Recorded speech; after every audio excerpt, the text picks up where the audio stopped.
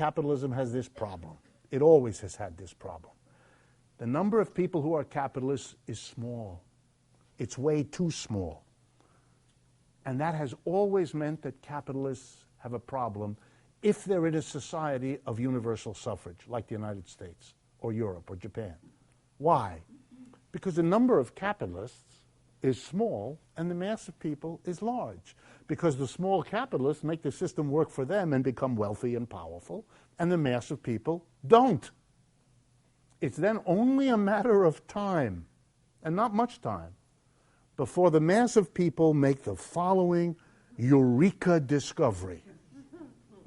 We're the majority in a political system that says the majority wins. We should use the political system to undo or reverse the results of capitalism as an economic system.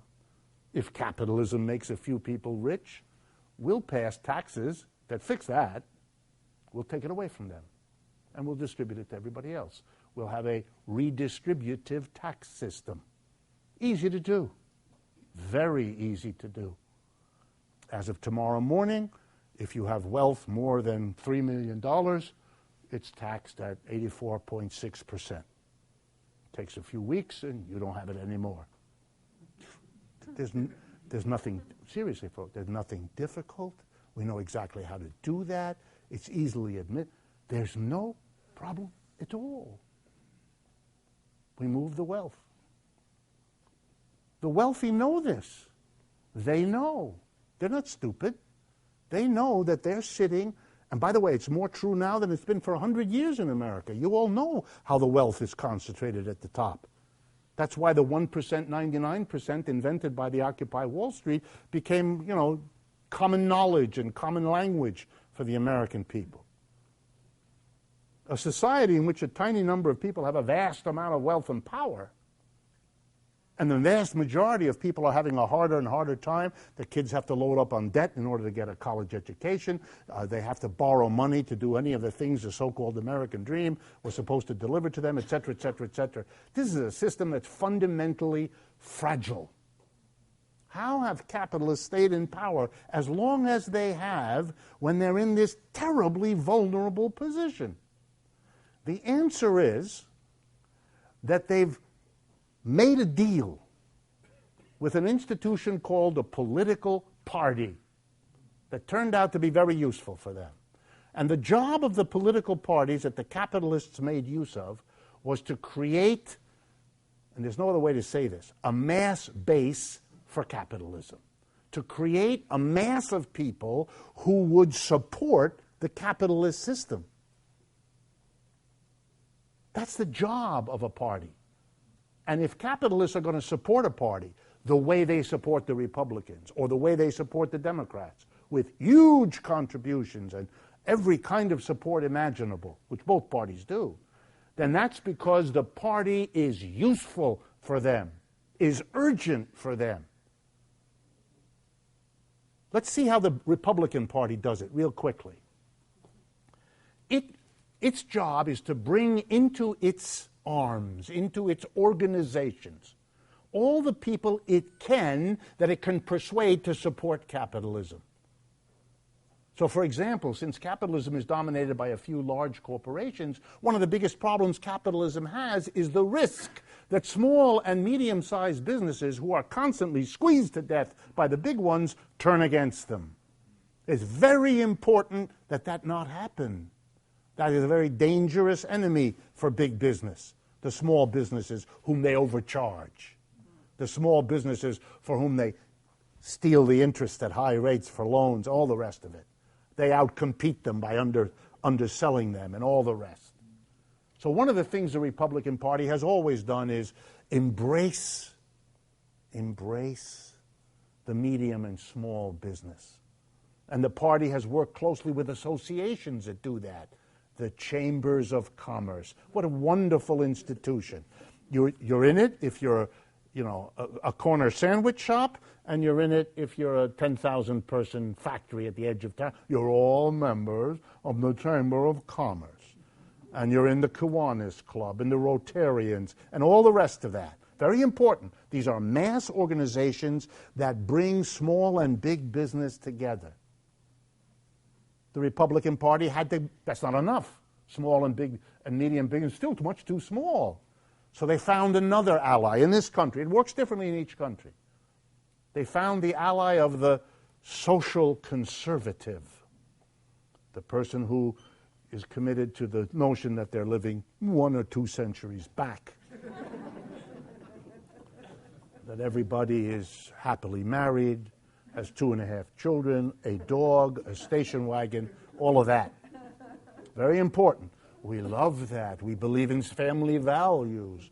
If you vote for us, we will recreate the family you imagine you once had. That kind of thing. But very important. We love religion. You're a religion, we love you. And you vote for us and we will help your church. We will help we love you.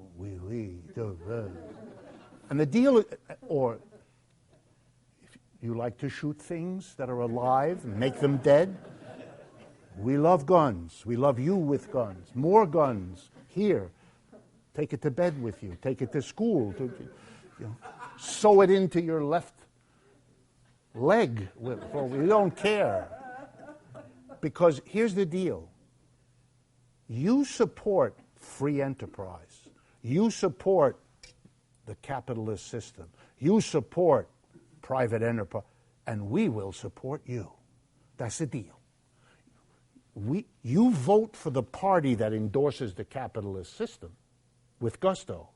And when it gets into power, we will not only make it serve us, the big businesses, but we will help them give you some reward. We'll help your little church. We will help you. You gun people, here's some more. Have some more. Things that shoot more bullets in less time. Whatever it is you like, we'll do that. We don't care. That's not our issue. Of course privately we think you're nuts. But it's very important. The base is always difficult. It's always tense. It's never secure. The church people, for example, have for years been very angry at the Republican Party because they think they're being played with, which of course they are. They're being taken for a large, long ride. They're being the mass base for a big business, and the big business gives them a stamp with one of their people on it. Huh? And then they feel terrible. They didn't get the abortion abolished. They didn't get gay marriage stopped. They didn't get the things that they were concerned about because that's never the issue. The job of these parties is to give a mass base. And the Democrats are exactly the same, but it's a different group. The job of the Democrats is to bring in the working class. Always bring in the working class. Bring in the minorities. Bring in the women. Bring in the academics and intellectual. Bring them in. Get them to support free enterprise any way you can. And give them something. Give them a public university system. They want that, you give them that. The minorities, they want to be able to have lunch at a lunch counter. Give them that. Who cares? Well, we know that there are all kinds of people who care, but the people who are making the decision, they don't care. It's not their issue. That's not what the party's about for them. And it's wonderful to have two parties, because then when one party, for some reason, can't hold its base together so that the people at the top go, hey, this party isn't working real well, you dump them and get the other one.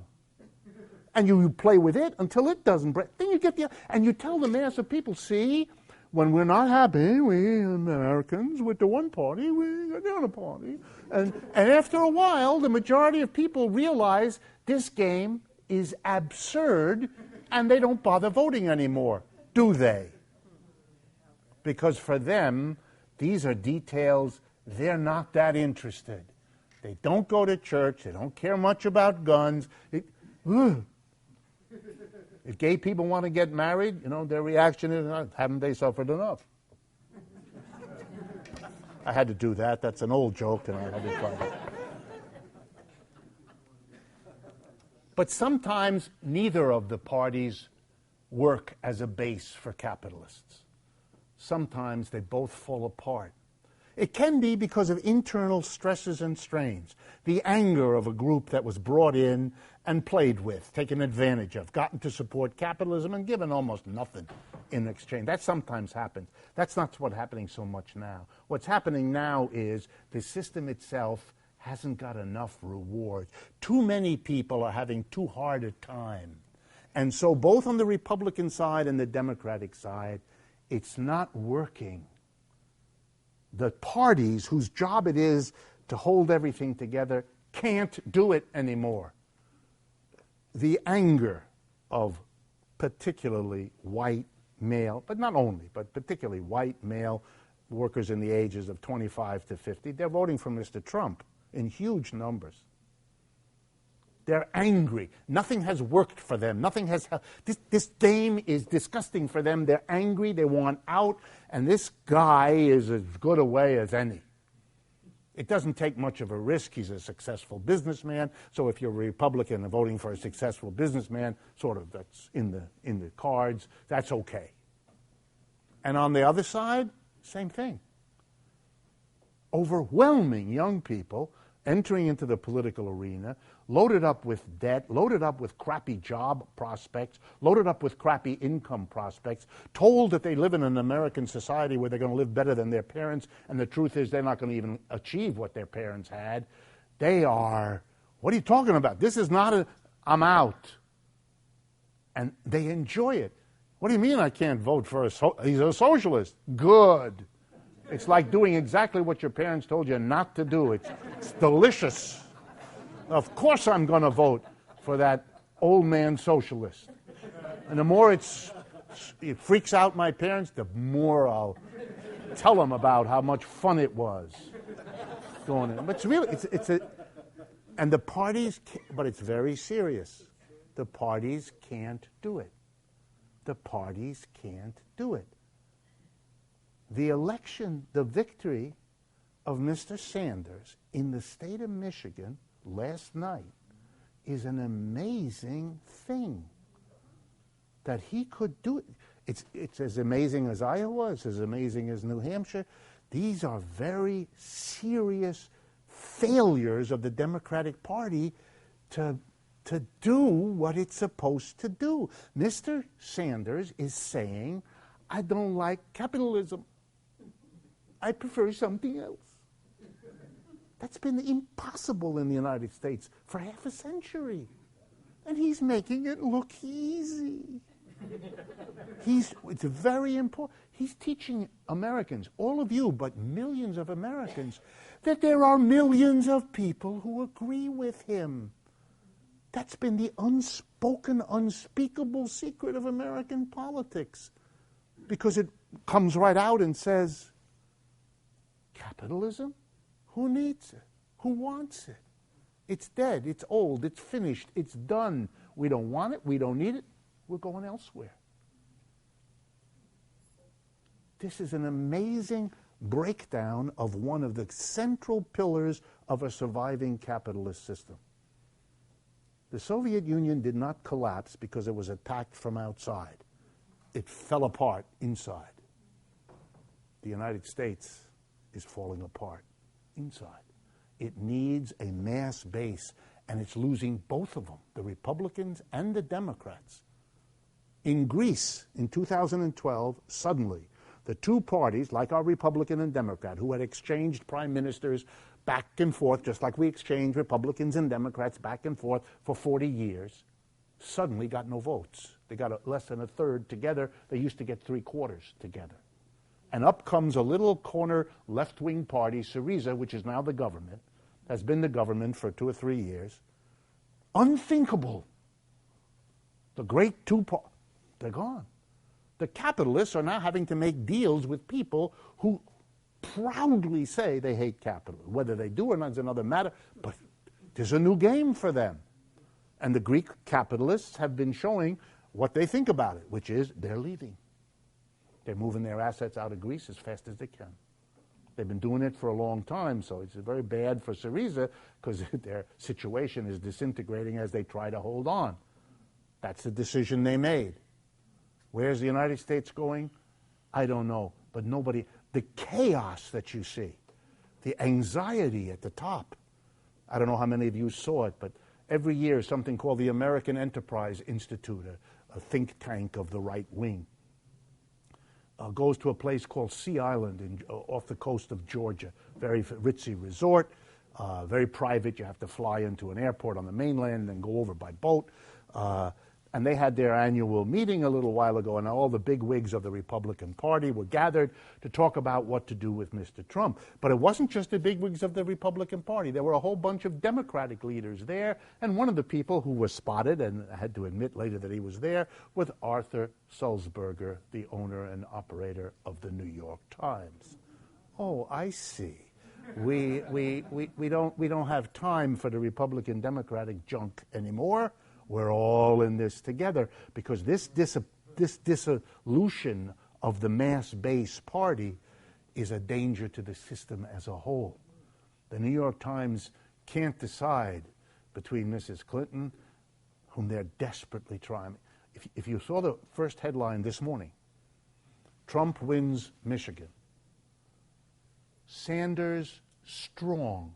They couldn't say, he won! They couldn't. But that's who they are. They couldn't do it. He's strong. He's strong. He won. That's the shorter word. It's better to put up there. It's easier. They couldn't. They're very, very scared. Now the last point.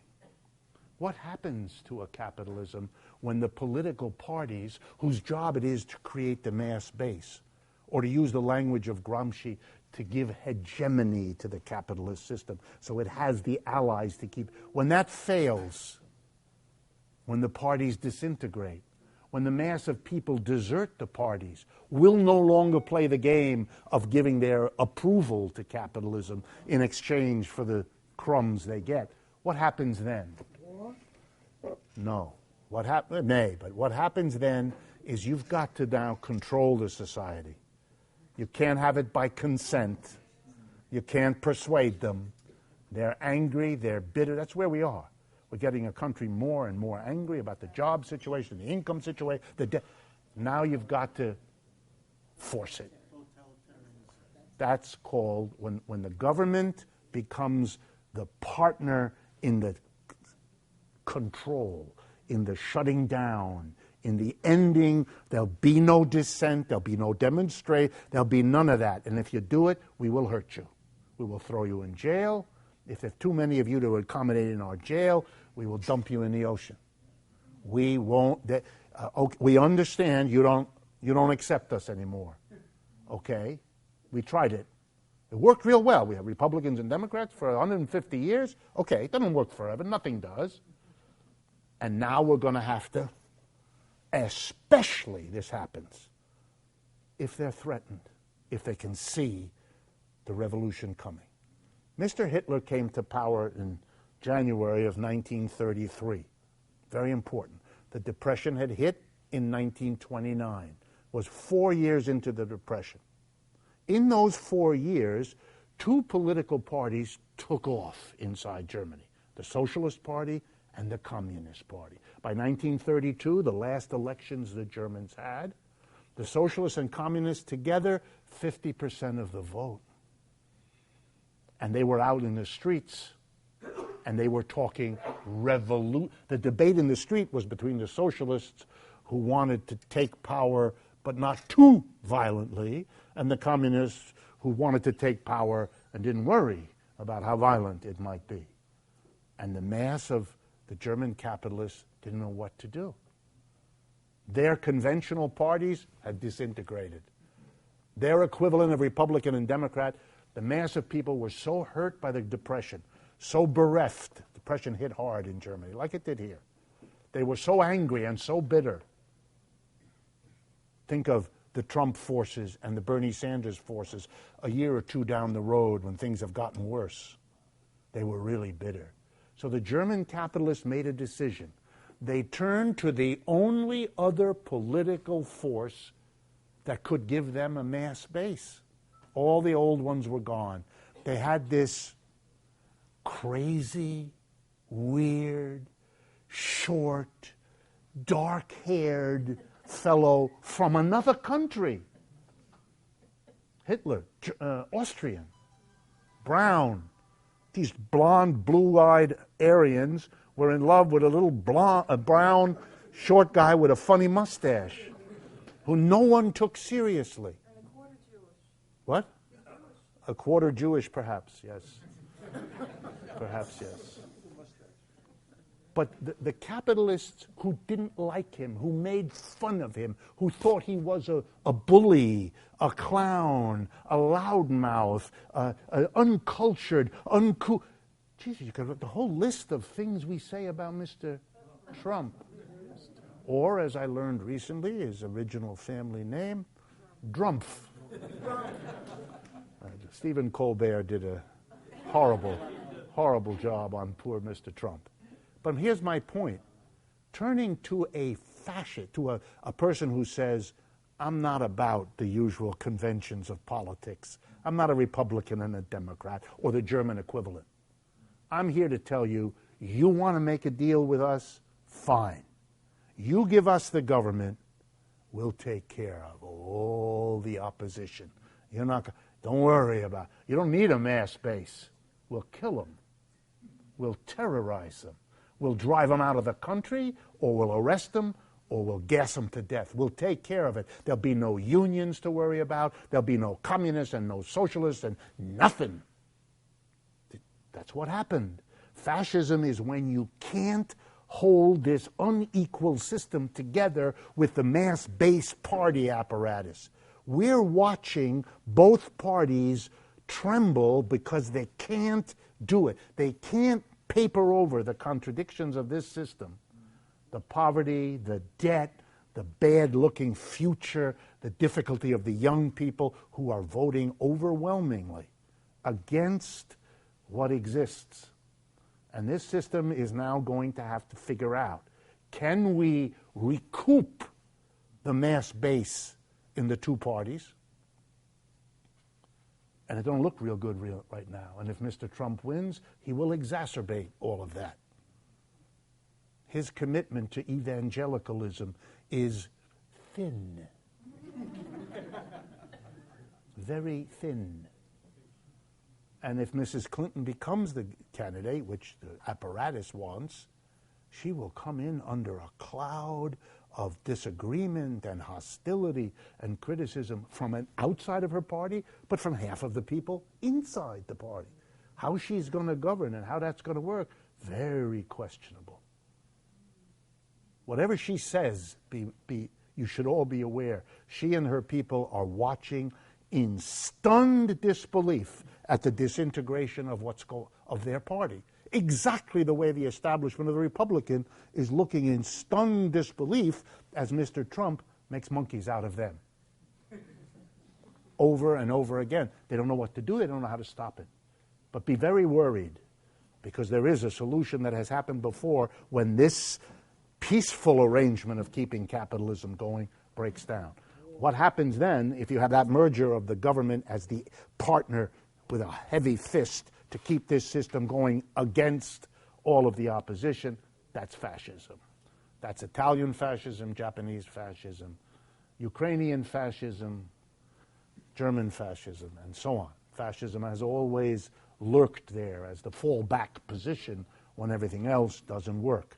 We used to think of that as a historically interesting question. It's now coming to be part of our immediate situation.